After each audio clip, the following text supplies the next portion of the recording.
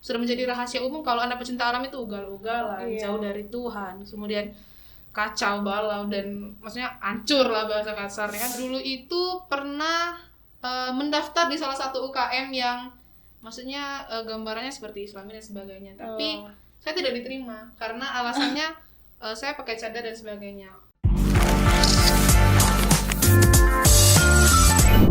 Assalamualaikum warahmatullahi wabarakatuh. Podcast Plus Perbankan Syariah hebat. Halo Sobat Podcast Plus, kembali lagi bersama saya Ria Asmaul Husna di Porma, Forum Mahasiswa. Di episode kali ini kita udah kedatangan tamu yang salah satu ketua umum di UKM yang ada di IAIN Curup. Beri tepuk tangan dong sama bintang tamu kita kali ini. Langsung aja ya. Halo, assalamualaikum warahmatullahi wabarakatuh, Kak Rinji. Halo, waalaikumsalam warahmatullahi wabarakatuh. Sebelum kita ngobrol nih ya, Kak, boleh dong kenalan dulu sama Sobat Podcast Plus yang lagi nonton? Oke, boleh. Assalamualaikum warahmatullahi wabarakatuh. Perkenalkan, nama saya Fira Ria Rinjiani, sering dipanggil Rinjiani. Saya sekarang menduduki di semester 8 program studi pendidikan bahasa Arab, dan saya sekarang diamanahkan menjadi ketua umum Mapasta, yaitu mahasiswa pecinta alam IAIN Curup. Oke, makasih nih. Jadi Sobat Podcast PES, Kak Rinji ini merupakan ketua umum di Mapasta, mahasiswa pencinta alam yang ada di IAIN Curup. Jadi Kak, aku makasih banget nih Kakak udah berkesempatan hadir di Forma kali ini di Podcast PES. Aku seneng banget nih bisa kedatangan Kakak kali ini. Kak Rinji, sebelum kita ngobrol-ngobrol, boleh dong Kak, kenapa sih Kakak itu milih Mapasta gitu, mahasiswa pencinta alam? Kan banyak tuh UKM-UKM yang ada di IAIN Curup yang lebih kayak girly, kayak nari-nari apa kayak gitu. Kenapa sih harus pencinta alam? Jadi dulu memang basic hobi naik-naik gunung. Jadi ada juga hobi jurnalistik dan sebagainya. Jadi dulu pengen cerita sedikit. Oke. Dulu itu pernah mendaftar di salah satu UKM yang maksudnya gambarannya seperti Islami dan sebagainya, tapi saya tidak diterima karena alasannya saya pakai cadar dan sebagainya. Ya udah, jadi maksudnya itu cukup jadi cerita masa lalu. Oke. Kemudian alasan untuk masuk Mapasta itu juga karena tadi hobi, maksudnya tuh penasaran di kepecinta alaman, organisasi pecinta alam ini seperti apa sih, maksudnya apakah cuma naik gunung, turun gunung, apakah keluar hutan dan masuk hutan, maksudnya ingin memecahkan rasa penasaran itu, makanya masuk. Oh, jadi kalau aku agak kilas balik nih Kak, yang Kakak ceritain tadi, Kakak mau masuk UKM tapi nggak dibolehin karena pakai cadar gitu ya Kak. Itu agak kurang apa ya, agak sedikit apa ya gitu, kalau misalnya agak negatif kan Kak, kalau misalnya kenapa sih harus ngelarang yang pakai cadar, padahal itu UKM yang ada di Institut Agama Islam gitu ya Kak ya. Maksudnya itu kan alasan mereka lagi kan. Mungkin di pengurusan sebelum itu melarang, bahwa mungkin mereka berpikir bahwa saya memiliki paham-paham yang lain dan sebagainya. Karena kan waktu itu di tahun 2018 dan 2019 awal memang paham-paham tentang radikal, tentang terorisme dan sebagainya itu sangat lumayan menjadi isu kan, sangat panas saat itu ya, benar-benar. Jadi mungkin mereka berpikir bahwa sampai segitunya. Mungkin itu juga kebijakan dari mereka karena menindaklanjuti kasus-kasus yang hangat tersebut, apalagi rasis atau hal-hal yang berbau teroris. Oke nih Kak, kita di Forma ini kita bakal ngobrol-ngobrol santai aja soal kemahasiswaan. Pokoknya kita cuman bakal ngobrol santai. Kakak, apa sih Kak? Kakak kan udah jadi ketua umum di di Mapasta. Sering nggak sih Kak Kakak itu menerima apa yang kayak stigma negatif dari masyarakat, apalagi kan Kakak pakai cadar mami sebelumnya Kak, bukan kayak gitu ya? Kalau untuk stigma dari masyarakat itu pasti.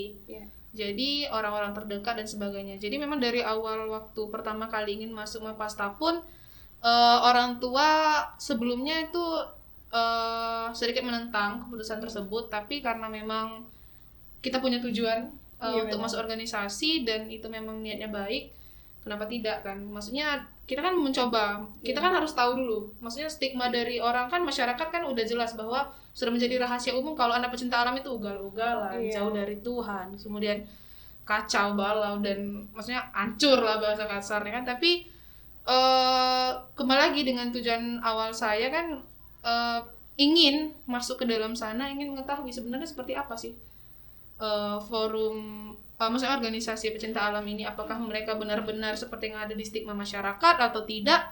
Itu kan harus saya masuk dulu, harus saya dalami dulu sebenarnya organisasi ini seperti apa. Ketika saya masuk pun itu tidak seperti yang ada di masyarakat umum pada umumnya, maksudnya jauh dari Tuhan dan sebagainya. Itu menjadi salah satu tantangan bagi saya ketika saya sudah masuk di organisasi tersebut.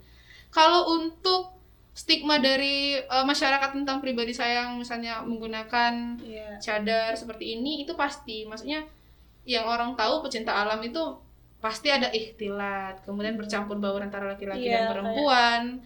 Tapi saya tetap maksudnya kembali lagi kepada prinsip, kita memang menggunakan ini, tapi kan tujuan kita masuk ke dalam sana apa? Sesuai dengan visi misi kita, tujuan akhir kita di organisasi tersebut apa? Maksudnya orang ini tidak mengetahui mereka salah kalau tidak ada yang ngasih tahu. Ya kan? Sih, Kak, benar. Nah, mereka mencari tahu kebenarannya seperti apa. Maksudnya kita yang sudah mendapatkan izin belajar duluan, adalah kita harus berbagi kepada kawan-kawan yang memang maksudnya mereka membutuhkan tempat cerita, tempat berbagi dan sebagainya. Jadi kalau untuk stigma masyarakat itu pasti banyak. Apalagi maksudnya ada pecinta alam nih pakai cadar terus apalagi ada pecinta alam tuh agak didominan sama laki-laki. Benar-benar. Tapi kalau untuk beberapa tahun ini sekarang yang mendominasi anak pecinta alam sudah perempuan. Kami kurang ini anggota laki-laki. Jadi kalau untuk kawan-kawan laki-laki yang mahasiswa yang ingin mendaftarkan silakan ditunggu ditunggu. Menarik nih Kak, soal yang Kakak bahas tadi. Ini mungkin banyak nih problematika yang saat ini dialami oleh mahasiswi yang ikut organisasi nih Kak. Apalagi kan kalau di organisasi kadang kita itu karena diskusi atau mungkin didesak oleh agenda-agenda kegiatan kita, sehingga memungkinkan kita seorang perempuan ini harus pulang malam soalnya di organisasi tersebut kan. Gimana sih Kak ngeyakinin orang tua atau orang-orang di sekitar kita bahwa tanggapan-tanggapan negatif mereka itu enggak seperti itu gitu Kak. Gimana tuh? Jadi untuk meyakinkan orang tua, yang pertama kita harus menjelaskan terlebih dahulu bahwa di kampus ini bukan hanya kuliah pulang, maksudnya karena kan materi yang kita dapatkan, ilmu yang kita ingin dapatkan dan implementasinya juga kan harus keluar. Artinya perlu ada jembatan ke sana melalui organisasi. Perlu bahwa kawan-kawan misalnya yang mahasiswi yang ikut organisasi aktif itu perlu menjelaskan kepada orang tuanya bahwa organisasi seperti ini, organisasi seperti ini jalannya. Jadi nanti feedback ke kita apa, input ke kita apa, begitu organisasi. Jadi itu dulu.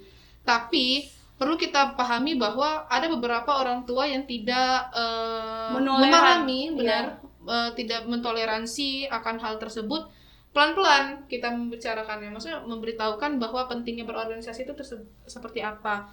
Kemudian kita harus menjaga kepercayaan nih. Jadi kan kita kan sering maksudnya kamu pulang malam karena ini. Maksudnya itu kan sudah menjadi rahasia umum bahwa banyak yang beranggapan kalau pulang malam itu nakal, tanda kutip dan sebagainya. Itulah kenapa bahwa kita perlu menjaga amanah dari orang tua. Ketika kita sudah diberikan kepercayaan, pulangnya jam segini, udah kita on time jam segitu. Kalau misalnya kita ada keperluan lain, itu cepat kabari orang tua. Maksudnya kepentingan apa, kemudian dengan siapa, mau apa, nanti pulang jam berapa, seperti itu. Intinya itu kita itu harus memberikan pemahaman kepada orang-orang di sekitar kita itu ya Kak. Bagaimana mereka itu harus juga mengerti ini kegiatan kita ini harus kayak gini, kayak pemahaman.